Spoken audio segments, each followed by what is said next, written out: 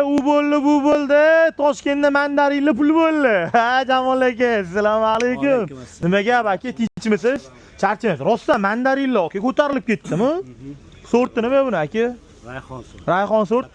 Satanji necha kilo chiqadi bu bitta yashiga? Hop, chirigani bormi-chidi? Umuman chirigani yo'q-a? Tozaman. Bu necha pul dedingiz? 180. 180 ming so'm. Shunchalik pul bo'ldi, o'zim 165 sotdim aka. 145 berdingiz, 20 ming qo'ydim. Ha, bo'lsa, Toshkentga pul bo'lsa aka, eng arzoni necha pul berdingiz? 75. Eng arzoni 75 mi? Bo'pti aka. Baraka qilaylik. Hop, aka. Pas so'ramayman, aka. Endi qimmat kirishini bilaman, aka. 170 ko'taradimi? 75. Yo, 170 ko'tarsan, aka 300 tobari, 175 soting. Ko'taradimi?